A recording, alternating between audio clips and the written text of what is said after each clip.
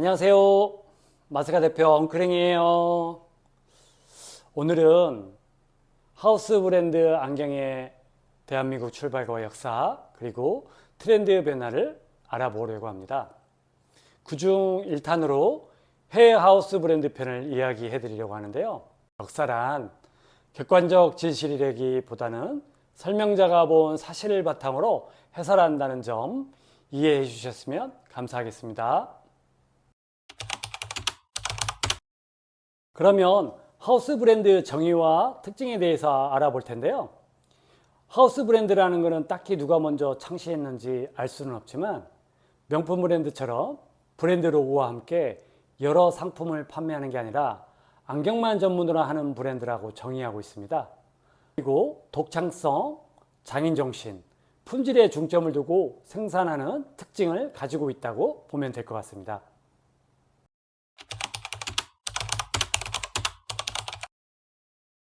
그 다음 하우스 브랜드의 안경의 기원과 대한민국 하우스 안경의 역사를 이야기 드리려고 하는데요.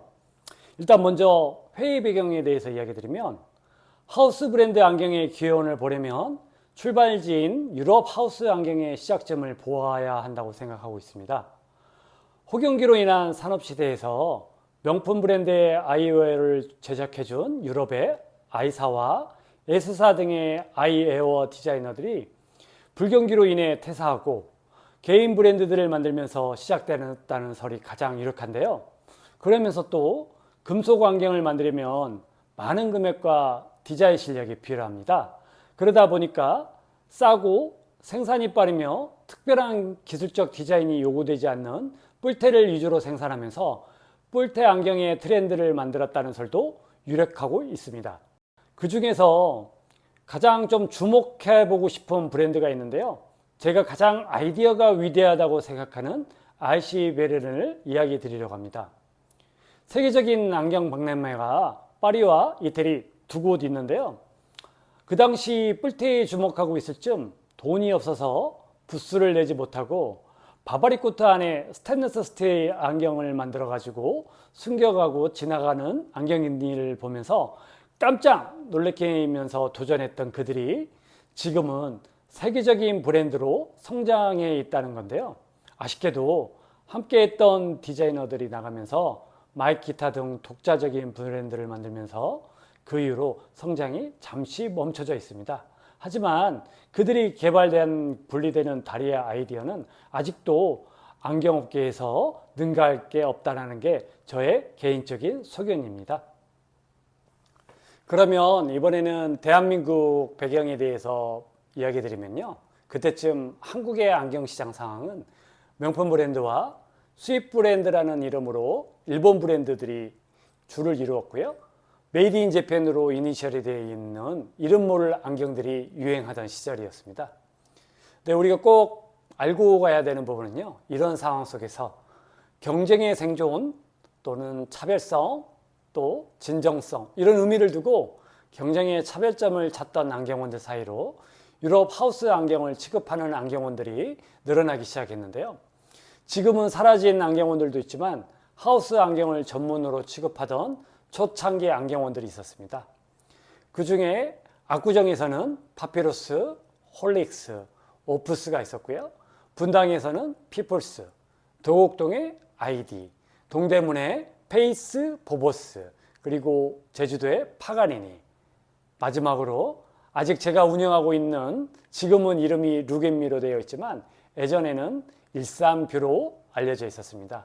이 내용은 오직 하우스 안경이 메인이 되어 홍보하던 안경원들을 이야기 드린 것으로서 추가적으로 더 있을 수 있으나 홍보를 하지 않았거나 제가 몰라서 그럴 수 있으니 이 유튜브를 보시고 서운하신 분은 댓글에 초창기 안경원에 속해 있다고 밝혀주시면 더욱 감사하겠습니다.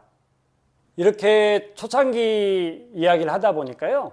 그때 당시에 같이 일했던 직원의 질문이 생각나는데요. 그때 직원이 사장님 하우스 안경이 전국적으로 퍼져나가나요? 이런 질문이었는데요. 제가 잘못 이해했을지 모르지만 그때 그 직원의 뉘앙스는 명품보다 팔기 어려운 안경이 과연 전국적으로 퍼져나갔을까? 라는 그런 생각이었던 것 같습니다. 저는 단 1초의 망설임도 없이 퍼질 거라고 했는데요. 그건 저의 거만한 주장이보다는 좋은 건 언젠가 그 진가를 발휘한다는 저만의 믿음이었던 것 같습니다. 하여간 이 안경원들을 시작으로 전국으로 확산하게 됐는데요.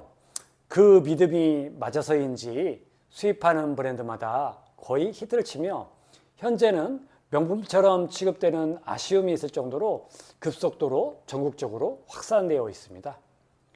그리고 2000년 초부터 그렇게 부흥하던 해외 하우스 안경은 2014년경 슈퍼 선글라스의 사각 선글라스의 엄청난 히트와 국내 하우스 브랜드의 시작에 종소리와 함께 그 열기가 가라앉게 되어 잠시 쉬는 시간이 되었다고 보면 될 것 같습니다. 그래서 국내 하우스 안경에 대해서 소개를 해드려야 되는데요. 그거는 2탄에서 제가 이야기 드리도록 하겠습니다. 다음으로 주요 국가들의 하우스 브랜드를 한번 탐구해 보고 싶은데요. 주요 국가들의 하우스 브랜드를 가볍게 이야기해 드리도록 하겠습니다. 일단 나라들별로 좀 소개시켜 드리려고 하는데요. 일단 프랑스 쪽을 이야기해 드리도록 하겠습니다. 프랑스는 이번 올림픽 개막식으로도 말이 많았던 것처럼 창의적이고 색상이 굉장히 화려함을 추구하고 있는데요. 대표적인 브랜드로는 빠세어 빠세, 안네 발렌틴, 또 큰 회사에 인수되어 이제는 사라지고 있는 알람 미끌리 등이 대표적이라고 볼 수 있습니다. 그 다음에 독일인데요. 독일하면 전차가 연상되지 않으신가요? 정교하고 튼튼함이 생각나시죠? 대신 색상이 굉장히 건조합니다. 대표적인 거는 아까 이야기 드렸던 아이시베르린이나 마이키타, 마커스티, 르노아 등이 있다고 생각하시면 됩니다. 그 다음에 덴마크는 이야기 안 드릴 수가 없는데요. 실용성이 떠오르는 나라처럼 이 나라를 말하려고 드린 이유는요. 유독 대한민국에서 인기가 많은 린드버그의 나라이기 때문입니다. 아쉽게도 린드버그도 큰 회사에 인수되어 지금처럼 아니면 예전처럼 린드버그가 계속해서 롱런할 수 있을지 아직은 좀 의문점이 들고 있습니다. 그리고 일본에 대해서 이야기 드리도록 하겠습니다. 일본은 가업을 잇는 자기인 정신이 떠오르지 않나요? 그런 것처럼 안경 생산의 높은 기술력을 자랑하고 있다고 생각하시면 됩니다. 마수다도 있고 여러 가지가 있는데 특히 안경상사들이 만든 브랜드 포나이라는 브랜드가 있는데요. 이 브랜드는 제가 꿈을 가지게 되는 굉장히 용기를 주었던 브랜드입니다. 이거 말고도 엄청 많아서 일본 브랜드는 생략하도록 하겠습니다. 특히 요즘은 아쉽게도 많이 변질되어 이름 없는 메이드 인 재팬이 많지만 세계적인 퀄리티를 높은 안경으로 만들고 있는 일본에 대한 찬사를 우리가 놓칠 수는 없다고 생각합니다. 나라별 이야기를 끝내고 현대 트렌드와 변화에 대해서 좀 알아보도록 하겠습니다. 우리나라에서 트렌드를 이끌었던 것은 하우스 브랜드로는 알람 미끌리가 선두주자이지 않을까 생각합니다. 그 다음에 올리버 피플스, 그 다음에 아이시베롤린, 그 다음 복각 브랜드 아날령 안경 브랜드들, 그 다음 슈퍼 선글라스, 그 다음에 지금도 가장 강력한 힘을 가지고 있는 린드버그, 이렇게 보시면 될 것 같고요. 이러한 역사의 변사차처럼 뿔테 위주로 해서 대한민국에 소개될 때마다 모두 인기를 끄며 한 번씩 히트를 치기도 했었는데요. 슈퍼 선글라스가 유명한 슈퍼를 마지막으로 해외 하우스 안경은 잠시 국내 하우스 안경으로 바턴을 넘기게 되었습니다. 지금 린드버그와 뿔테로 아넬형이라는 복각 디자인을 중심으로 주축을 이루면서 준비 중에 있는데 현재는 그 트렌드를 이끌고 있는 것은 국내 하우스 안경이 중요한데요. 아까 위에서 이야기 드린 것처럼 이 이야기는 2탄에서 이야기 드리도록 하겠습니다. 그러면 해외 하우스 안경 브랜드들의 미래에 대해서 작은 소견을 이야기할까 합니다. 이런 말이 있습니다. 미래는 예측하는 것이 아니라 만들어가는 것이다. 사실 미래를 예측한다는 것은 신의 영역이라고 생각합니다. 그럼에도 불구하고 제 작은 소견은 언제부터인가 하우스 안경의 철학을 이야기하는 것이 사라지고 연예인 홍보와 마케팅을 잘한 브랜드들만이 살아남으면서 정말 우수한 브랜드들이 소개가 잘 되어가지 않을 때 많은 안타까움을 느끼고 있습니다. 물론 과거의 방법이 꼭 옳다고 할 수는 없습니다. 하지만 하우스 안경이라는 용어 자체가 대기업 방법이 아니라는 것을 한번 고민해 봐야 될 필요가 있다고 생각합니다.